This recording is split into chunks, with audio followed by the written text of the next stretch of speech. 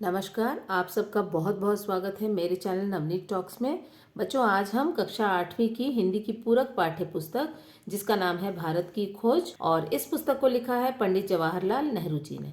आज हम इस पुस्तक का 6वां पाठ पढ़ने जा रहे हैं जिसका शीर्षक है अंतिम दौर एक।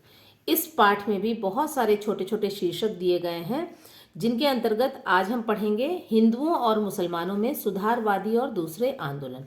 ये शीर्षक अपने आप में ही काफी बड़ा शीर्षक है जिसका भावार्थ एक वीडियो में बता पाना संभव नहीं है। इस शीर्षक का पहले ही मैंने 3 भाग बना लिया है और उसे अपलोड भी कर दिया है, जिसका लिंक मैं डिस्क्रिप्शन बॉक्स में दे दूंगी। आज हम इसी शीर्षक का 4था भाग पढ़ने जा रहे हैं। तो आइए देखते हैं पंडित जवाहरलाल नेहरू हमें इस शीर्षक के अंतर्गत क्या बातें बता रहे हैं। तो जैसा कि आप लोगों ने इस शीर्षक के अंतर्गत पहले देखा है कि हमने बहुत सारे ऐसे समाज सुधारकों के बारे में जाना है, पढ़ा है, जिन्होंने समाज को एक नई दिशा देने में अपना पूरा योगदान दिया है।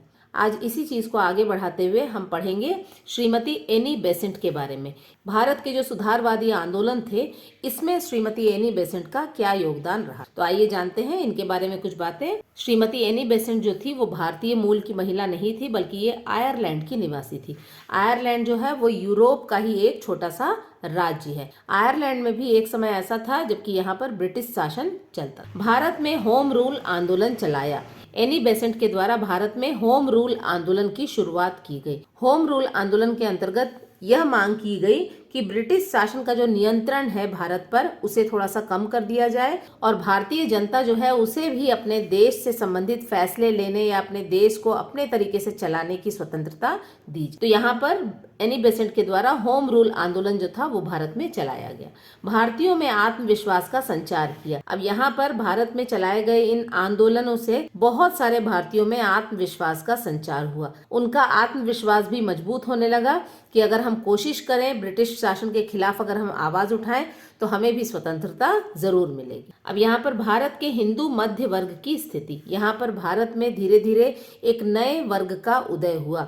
सबसे पहले सिर्फ उच्च वर्ग और निम्न वर्ग हुआ करता था। धीरे धीरे यह देखा जाने लगा कि एक मध्य वर्ग जो था, लोगों का समूह था, वो भी धीरे धीरे आगे आने लगा। तो आइए देखते हैं भारत में जो हिंदू मध्य वर्ग का उदय हुआ, उनकी यहाँ पर क्या स्थिति। एक नए तरह के मध्य वर्ग का उदय यहाँ पर दिखाई देने लगा।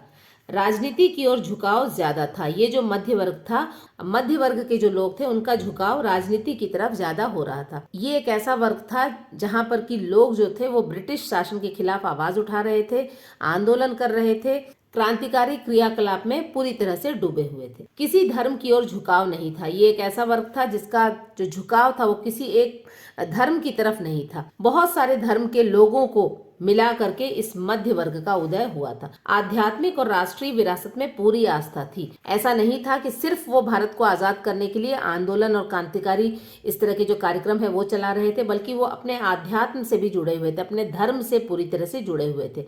जिस भी ईश्वर को मानते थे, जिस ईश्वर में उनका विश्वास था, उसका भी वो पूरी तरह से पालन कर रहे थे। इसके साथ ही साथ अपनी जो राष्ट्रीय विरासत थी, हमारे राष्ट्र की जो विरासत थी, हमारा जो इतिहास था, हमारी परंपरा, हमारी संस्कृति, इन सब में भी उनकी पूरी आस्था थी, पूरा विश्वास था। विदेशी जीत और शासन से निराश और अपमानित। लेकिन वहीं दूसरी तरफ ये ऐसा वर्ग था जो कि विदेशी जीत का मतलब होता है हमारे भारतवर्ष में जो ब्रिटिश शासन लागू कर दिया गया था, इस शासन से वो बहुत ही निराश थे। अपने ही देश में गुलामों की तरह जो जीवन वो जी रहे थे, उससे वो अपने आप को अपमानित भी महसूस कर रहे थे। तो आइए आगे देखते हैं। इसके बाद है भारत के समाज सुधारक और उनका योगदान। भारत में बहुत सारे ऐसे समाज सुधारक हुए जिन्होंने अपना पूरा जीवन भारतीय समाज को सुधारने में और अपने नए विचारों के साथ भारतीय समाज को आगे बढ़ाने में लगा दिया। वो कौन कौन से समाज सुधारक थे, आइए देख लेते हैं। राजा राम मोहन रॉय, दयानंद सरस्वती, विवेकानंद, रविंद्रनाथ टैगोर। तो यहाँ पर कुछ नाम यहाँ दिए गए हैं। इनके अलावा भी बहुत सारे ऐसे नाम हैं, बहुत सारे ऐसे लोग हैं जिन्होंने समाज को सुधारने में अपना पूरा योगदान दिया था। अब यहाँ पर ये जो समाज सुधारक थे, इन्होंने किस तरह से भारतीय समाज को सुधारने का प्रयास किया था। नई विचारधारा के साथ कई आंदोलन चलाए। अब यहाँ पर इनकी विचारधारा जो थी वो बिल्कुल आधुनिक थी, बिल्कुल नई थी। इन्होंने विदेशों में भ्रमण किया, विदेश गए, वहाँ के लोगों से मिले, वहाँ किस तरह से लोग प्रगति कर रहे हैं, क्या क्या नई चीज़ें वहाँ घट रही हैं और किस तरह से अपनी जो रूढ़िवादी और जो अपनी कट्टर विचारधारा है उससे बाहर निकल करके हमें प्रगति के रास्ते पर जाना है, ये सारी चीज़ें वो सीख करके आए। और उसी विचारधारा के साथ यहाँ पर भी उन्होंने बहुत सारे आंदोलन किए, लोगों को समझाया, लोगों के विचारों में परिवर्तन करने की कोशिश की और इस तरह से उन्होंने समाज को सुधारने में अपना पूरा योगदान दिया। इसके अलावा भी बहुत सारे कार्य इन्होंने किए, आइए देख लेते हैं इन बिंदुओं के अंतर्गत। अंग्रेजी के समृद्ध साहित्य को अपनाया। यहाँ पर अंग्रेज जो थे वो हमारे देश में शासन कर रहे थे, लेकिन यहाँ पर इस तरह के जो समाज सुधारक थे उन्होंने अंग्रेजी भाषा का जो समृद्ध साहित्य था, इस साहित्य से भी हम बहुत कुछ सीख सकते थे। इस चीज को इन समाज सुधारकों ने पहचाना और अंग्रेजी के समृद्ध साहित्य को भी उन्होंने अपनाया। यहाँ पर ऐसे बहुत सारे समाज सुधारक हमारे देश में हुए जिन्होंने अंग्रेजी भाषा को अपना करके लेखन का कार्य किया, कविताएं लिखी, कहानियां लिखी और इस तरह का जो साहित्य था वो सिर्फ हमारे देश में ही नहीं बल्कि आज विदेशों में भी बहुत ही रुचि के साथ, चाव के साथ पढ़ा जाता है। प्राचीन ऋषियों और शूरवीरों के विचारों का समर्थन। ऐसा बिल्कुल भी नहीं था कि अंग्रेजी भाषा को अपनाने के बाद वो अपनी संस्कृति और अपनी परंपराओं को भूल गए थे। प्राचीन ऋषियों और जो शूरवीर थे, इतने सारे वीर पुरुष जो हमारे इतिहास में उनका नाम आज भी हमें याद है, उन सभी के विचारों का ये समर्थन करते थे। उन्होंने जो कुछ भी उस वक्त कहा था, जिस तरह से वो सोचते थे, जिस तरह से उन्होंने कार्य किया था, उन सभी चीज़ों का वो समर्थन भी करते थे और उनकी प्रशंसा भी करते थे। पुरागाथाओं और परंपराओं को कभी नहीं भूले थे। पुरागाथाओं मतलब जो पुरातन काल में हमारे पूर्वज जो हमें कथाएं सुनाया करते थे, वो सारी कथाओं और अपनी परंपराओं को भी ये जो नए समाज सुधारक थे इन्होंने कभी भी भुलाया नहीं था। उनसे उन्होंने बहुत कुछ सीखा ही था, बचपन में अपने पुरखों से सुना था। और ये इस तरह की जो पुरा गाथाएं थी, प्राचीन काल के जो हमारे पवित्र ग्रंथ थे, उनकी जो कहानियां होती थी या जो नैतिक मूल्य वाली कहानियां होती थी, जो पुरखों द्वारा सुनाई जाती थी, बचपन में उन्होंने अपने पुरखों से ये सारी कहानियां सुनी थी। तो आइए आगे देख लेते हैं। अब हमारे जो भारत देश में हिंदुओं के अलावा एक और इस तरह के धर्म को मानने वाले लोग थे जिनकी सोच में बहुत ज़्यादा बदलाव देखा जा रहा था। वो कौन लोग थे? वो थे मुसलमान, इस्लाम धर्म को मानने वाले लोग। उनकी सोच में भी बहुत सारे परिवर्तन हो रहे थे। तो आइए देखते हैं उनके विचार क्या थे। प्राचीन परंपराओं से भली भांति परिचित थे।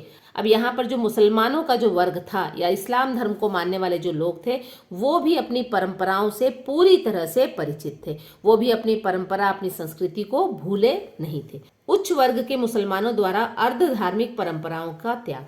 यहाँ पर जैसा कि हमें पता है, इस्लाम धर्म को मानने वाले जो हमलावर हमारे देश में आते थे, उन्होंने यहाँ पर युद्ध किया और अपना शासन यहाँ पर फैलाया।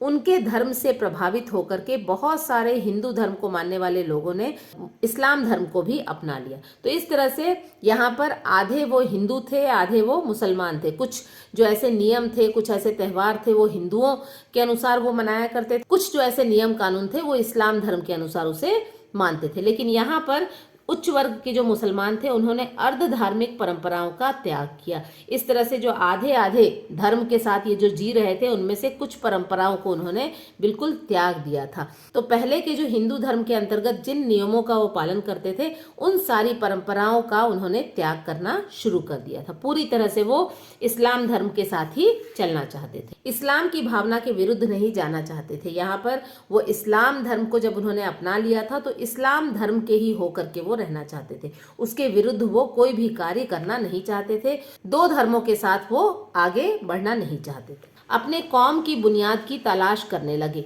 अब यहाँ पर इस्लाम धर्म को मानने वाले जो लोग थे, वो अपने इस्लाम धर्म की बुनियाद को तलाश करने लगे थे कि इस्लाम धर्म की शुरुआत आखिर कहाँ से हुई थी, भारत में इस्लाम धर्म जो है किस तरह से आया। इस चीज़ की वो खोज करने लगे थे। कुछ हद तक भारत में अफगान और मुगल युग में इस्लाम धर्म को पाया गया।